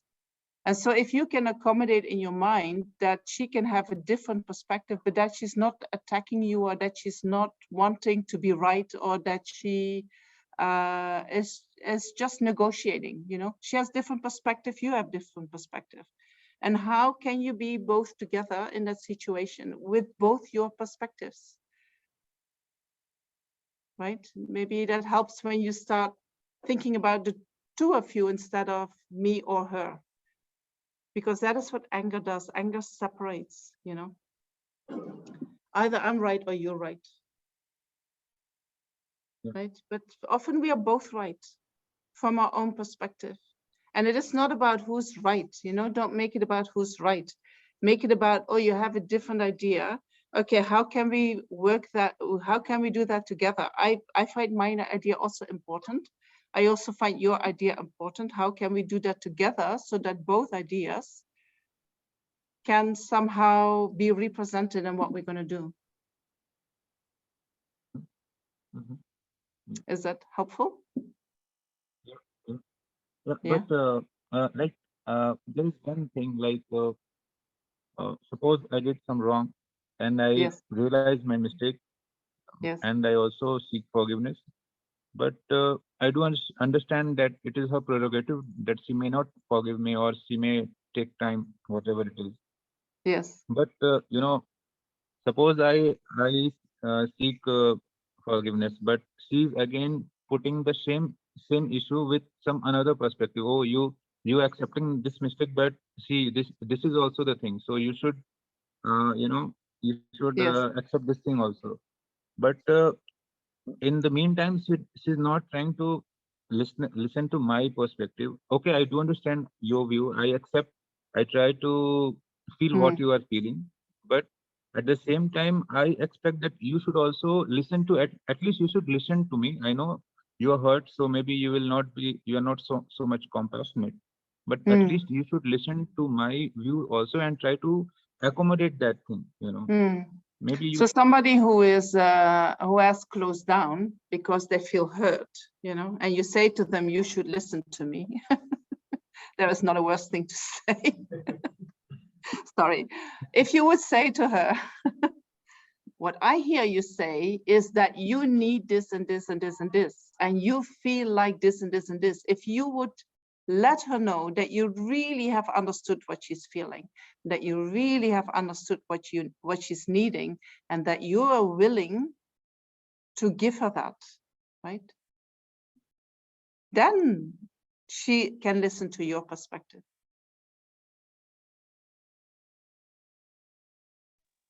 What if I don't, deep down the heart, I don't feel that what she's saying, that I also feel relate to it. So is Yeah, it this is prudent it. for- Deep down inside, you haven't felt it. And so therefore the issue keeps going around. You have to go deep down inside to that place. And they really, really try to listen in that place. That most painful place, there you have to go inside yourself. You know, you maybe have the feeling she's crushing you and she's this, but actually she's pointing to something inside you that you have a lot of aversion to feel. Try to go there.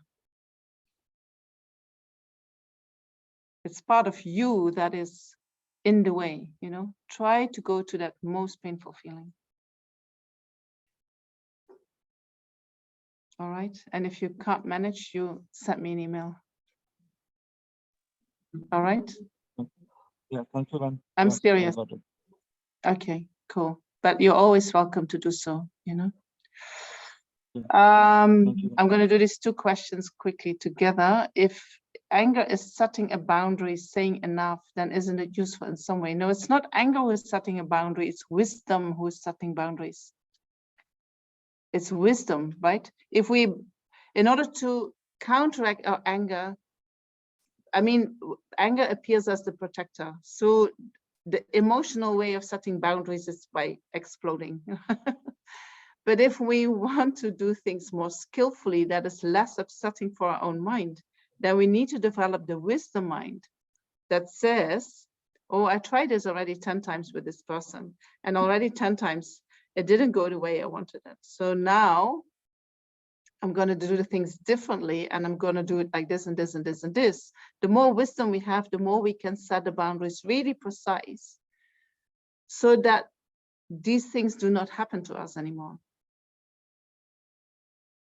Right? So don't set your boundaries with anger. And someone asked clarification about Sogyal Rinpoche. I don't know anything about that. I'm really sorry. Can his books be reviewed as reliable? You know, some monk once told me that there are different ways that there are different types of educators. The best educator is the one who really understood the Dharma and who is really practicing it, right? They speak from their own experience. And then you have also teachers who have really studied the Dharma deeply, but are not able of putting everything into practice, and they might put things the opposite way into practice. So although they do not put it into practice themselves, it can still be that they have very good understanding of the Dharma, you know. So it's not that they're without the Dharma, it's not good that they are teaching, not at all. It's not that therefore the Dharma that they teach is not beneficial, not at all. So if it's beneficial for your mind, you know, then it works for you. If you feel like maybe there is something in it that is not okay, you know, then you check with other books.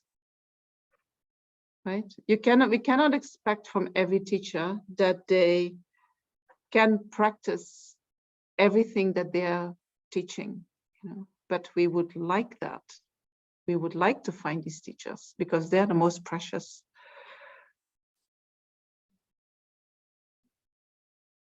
All right, but I know it is a very confusing issue with people that you rely upon suddenly have a behavior that you had never expected and feel is inappropriate.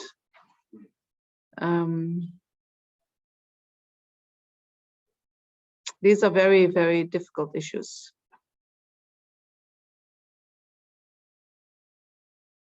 Yeah, I feel, yeah, that a teacher should, I mean, a human being should never do, right? Certain actions. We don't want any human being to do them.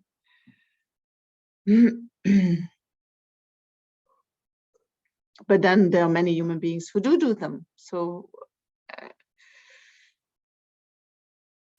We're not Buddhas. we are definitely not Buddhas. And we are living in degenerate times where there is very, it becomes more and more difficult to resist negative actions. If you see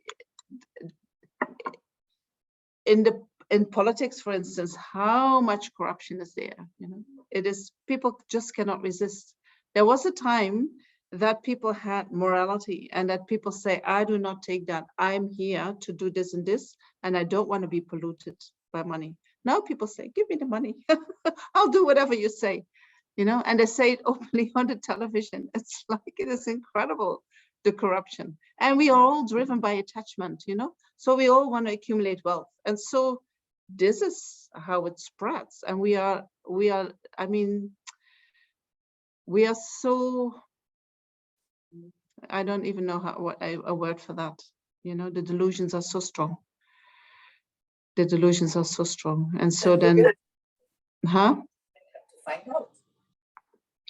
Yes. and I mean, what can we do? It is a fact, right? We are living in degenerate times where the delusions are going to be strong, where people are going to do really, really crazy things, where we're going to suffer from a lot. And if we can find a way to be with that, so that it doesn't destroy ourselves, I think that is already fantastic if we could do that. Develop patience. I mean, this is really the tool for this age. Patience, not getting disturbed, so that you can keep your morality and let your morality be what is driving you. Let your morality be your guide, right? Not your attachment. We have made our attachment as our guide, right? Yeah, we follow attachment, then we're going to be happy. But it's never going to bring you happiness, never. Only madness. I'll do another teaching on that. Yes, last question. So, when we say we're living in degenerate times, Yes. is it partly to do with our mind's tendency to see negativities more prominently? And if we can train our mind to see beauty and kindness, could we change our perspective that we're not living in degenerate times? I think we can change our own perspective, but we cannot change the perspective of all sentient beings, right? And so degenerate times means that there are times in humanity where the delusions are low. For instance, the time that the Buddha was here, the delusions are low, and then slowly they start to increase until they reach a certain point, and then something happens that maybe not something happens. Then they naturally start to decrease again, but events will happen here that are conditions for that decrease to happen, right? Now I'm not sure if we're already on the top, but we are quite going there, right? So in that time, that is actually the best time to practice, because there are so many delusions. So they're very easy to see and they are easier to recognize. So you can wake up. You can easier wake up because it's so in your face, right? And so then you can decide, I'm not going to do that. And you can change action. Then your life will change. Your life will be influenced in a positive way. And you might then have an influence on others, but we cannot change that collective, right? We cannot change that we are living in degenerate times. We are. But we can now do the best practice. So you can become the happiest person in that time. You can find liberation from it in this time. This is the best time. But the collective will go through that. Yeah, we can't change that. Okay. Shall we wind up? It's already 1:15. You want to come? Thank you. You're very welcome. Thank you, Venerable, for 2 weeks. Yeah, 2 whole weeks of your time. And yeah, on behalf of our director, Anukaji.